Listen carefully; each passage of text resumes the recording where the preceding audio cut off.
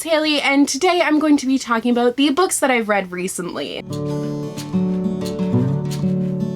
So I actually have quite a few books to talk about. I didn't realize how many I'd read, but then also a big part of this is I ended up reading quite a few graphic novels, which is very unlike me, very off-brand, because I usually kind of struggle with graphic novels, but I went on a little spree of reading them and it actually turned out really well. So I have a sort of mix of books from different genres here, and I'm very excited to talk about them, so let's just get into it. Also, if you're looking to hear about a specific book, I will have timestamps in the description down below for you guys. So I don't think I really have mentioned this in a video. I kind of talked about it during the reading rush, but I haven't talked about it a lot, but I have talked about it on Instagram and on Twitter, and that is the fact that I have been working my way through a Harry Potter reread. I have been meaning to reread the Harry Potter series for so long because a lot of the books I've actually only listened to the audiobook for. I've never actually physically read them, and I want to physically read them and refresh my mind and be back in the wizarding world. It's just such a nice place to be in, so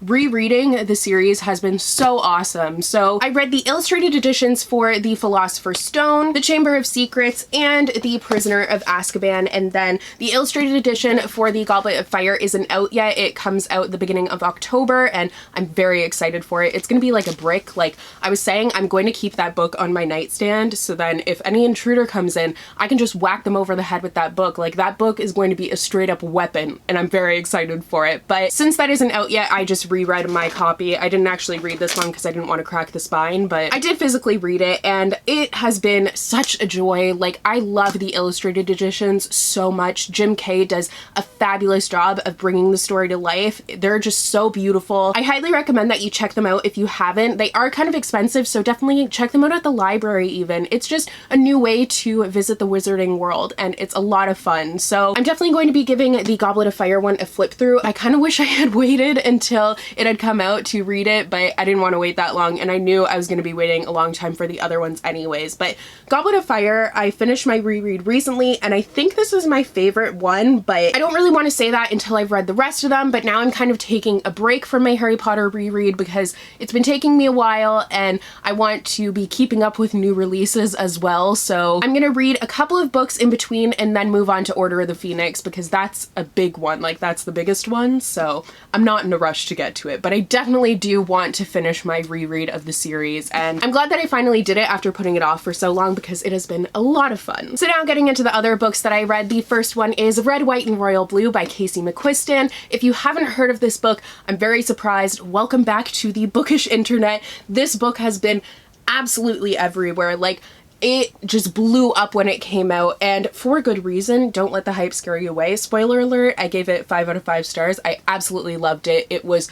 so good. It's an enemies to lovers story. They start off not really liking each other, and there's this whole confrontation at the royal wedding, which is hilarious, which this book is hilarious and heartfelt and so great. But from that whole incident, their publicists are trying to clean things up, so they end up having to fake a friendship to make the relations look good between the two of them, but it ends up being a bit more than I expected, and it's just, oh, so good. So enemies to lovers is not usually my favorite trope, but in this instance I did really enjoy it, and I love the fact that it was paired with royalty and the political scene that came into this. Like, I liked that this wasn't just a romance story. There was so much more to it, and there was a lot of social commentary that I think was very well done. It wasn't in your face. It still was a very enjoyable read, but it definitely made you think about the political climate today and what things could be like in the future, and like, this is the future that I want because it's just, oh, so good. But this book is very diverse. It features bisexual and gay representation, which is awesome and very well done. And it also features kind of an opposites attract sort of thing. I couldn't help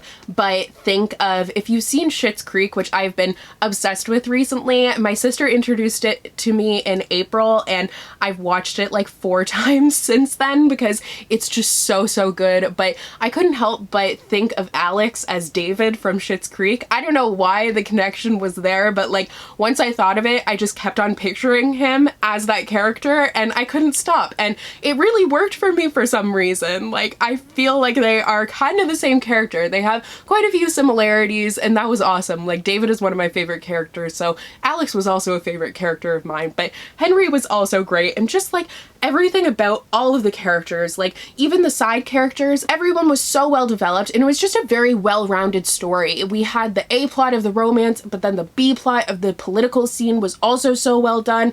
Oh my god, masterpiece, honestly. I will say, it did take me a little bit to feel connected to the story. I had started physically reading it, and I got, I think, 100 or so pages into it, and I was kind of like, I'm not really sure where this is going, and just knowing all the hype was kind of scaring me away from it a bit, but I picked up the audiobook, and that worked very well for me. I enjoyed the narration. I think it was really well done, so that helped me to really get into the story, and like I said, I ended up really enjoying it, and I think it was worth the hype, in my personal opinion. Honestly, I feel like it's just the love story that we need right now. Like, it's about two men falling in love and changing the world. Like, oh, what more could you ask for? If you do pick this up, do expect to laugh and cry and probably do that simultaneously, but have a good time overall. Next, I read Meet Cute by Helena Hunting. This is another adult romance book. I know it seems like that's all I've been reading recently, but I swear it's not. It's just been like the easiest thing for me to get into lately. But this story follows Daxton, who is a former childhood actor who had a meet cute run-in, which is basically where you like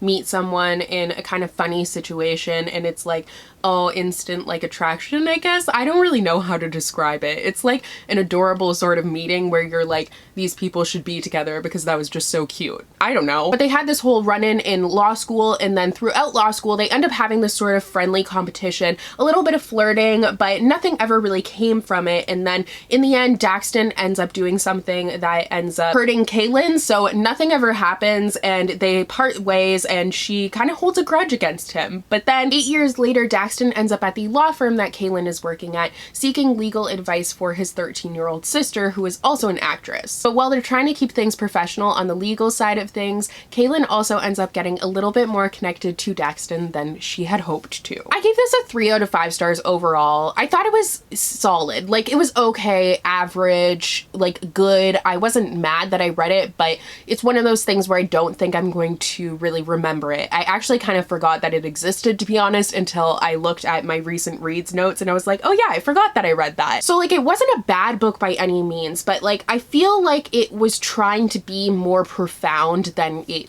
was successful with. Like, I was expecting a cute, easy listen, like meet cute, and the cover and everything just makes me expect that it's gonna be just easy going, like nothing that's gonna really make me think, just something very simple. But there was actually a certain emotional level to this story that I wasn't expecting going into it, and I did enjoy the emotional part of it, but at the same time, I don't know that it was entirely necessary. A lot of that sort of plot just didn't really do that much for me, and I was kind of left feeling a little bit disillusioned with the romance as a result of that. My favorite character by far, and kind of my favorite relationship, was the relationship between Daxton, his sister, and Kaylin. I liked the three of them together more so than I did Daxton and Kaylin. So I didn't care for the romance as much as I cared for the involvement of the sister. She was a really great character, and the moments with the three of them were very heartwarming and great to read. I think a big part of the distance between me and the romance was the fact that it was very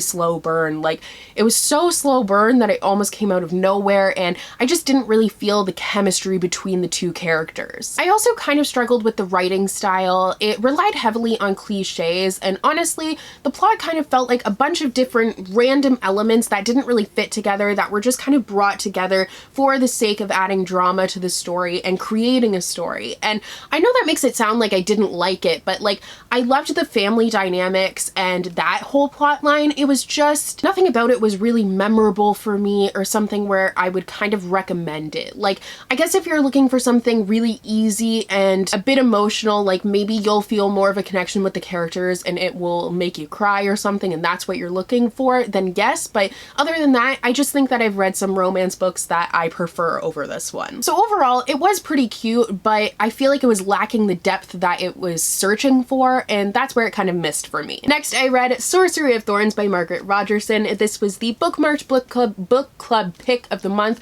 That is never going to be easy to say, but it was our book of the month for August, so we did our live show. I will have it linked down below for you guys, but we had a pretty good discussion there, so I'm not going to go too into depth about this book here, but I did give it a 4 out of 5 stars. This is honestly a book lover's fantasy. If you really love reading, which I'm assuming you at least like reading if you're on my channel, then definitely check this out. But this follows Elspeth, who was raised as a foundling in a great library, and these libraries are basically like the center of the universe. They have books that are like alive and are monsters, and it's crazy. The world was honestly my favorite part of this book. Like, being lost in there was just amazing. I just realized I've been saying Elspeth, but I mean Elizabeth struggles. It's because it's spelt with an S, so that throws me off every time. But these bookish monsters are called grimoires, and Elizabeth has dreamt of becoming a warden, which would mean she is protecting the city from these books gone rogue. However, an act of sabotage ends up releasing one of the most dangerous grimoires, and Elizabeth is suspect number 1, which leads to a sort of murder mystery plot. So she ends up having to turn to her sworn enemy, a sorcerer named Nathaniel, and his weird sidekick and kind of servant, Silas, but they're the only people who can help her, so they form an alliance that ends up being stronger than any of them expected. I liked the characters of this a lot. I feel like it was a solid fantasy read.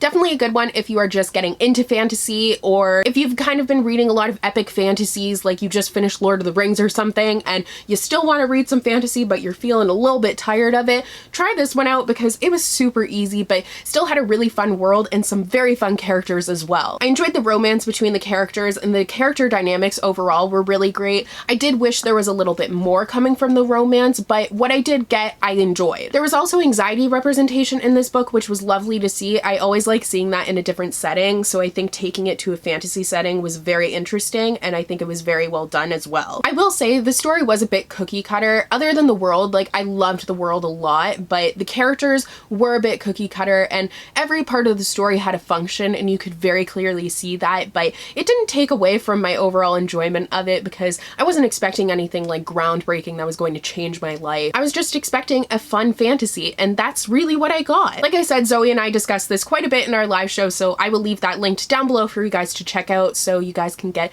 a little bit more in-depth thoughts from the both of us. Speaking of Zoe, I actually went to go and visit Zoe recently, and we went to Booknet Fest, and it was really fun. We went to Disney. It was good times overall, but while I was there, I was staying in the room where her bookshelves are, so at night I would pick a graphic novel and I would read it. So I ended up reading quite a few while I was there, actually. So the first one is a volume 1 and volume 2, and that is Heartstopper by Alice Oseman. So I read volume 1 the one night and then volume 2 the second night, and I gave them 4 out of 5 stars. I kind of think maybe a 3.5. Like, this one is a really hard one for me to judge because it's a webcomic, and I felt like the story felt a little bit incomplete where it left off. Like, each of them leave off at a kind of odd spot, but I think that's because they're webcomics. But these books are graphic novels which follow Charlie, an openly gay boy who has had a rough year since he's come out. He's been bullied a lot, but now things are starting to get better. He even kind of has a boyfriend, even if that boyfriend is an absolute dick and it's a whole secret thing. He still is feeling like pretty okay about things, but he ends up starting a friendship with Nick, who is just this cutest little muffin. He's so sweet, but he is a rugby player. He's just a soft-hearted little cinnamon roll, and the two of them form this friendship that ends up becoming a little bit more, and it's a story about discovering and accepting sexuality and coming together and being friends and then building a relationship, and it's really just like an easy, mindless, cute read, but it also does have an impact to it. Alice Oseman is the author of Radio Silence, so I was excited to see her next graphic novel because, well, not her next graphic novel, like read a graphic novel from her, because I never have before, and the art style was cool. It's not my favorite. I would prefer color because it was black and white, but once again, I'm not sure if the webcomic might be in color, but overall it was a really cute read and did have impact to it, and I think discussed a lot of important themes and did a good job of it as well. The abrupt ending is the one thing that kind of turned me off from it a little bit, but I will definitely pick up the next volume. Next, I picked up The Prince and the Dressmaker by Jen Wang. Jen Wang, I read Stargazing by her, which I don't believe is out yet, but is coming out soon, but I got an arc of it at Book Expo, and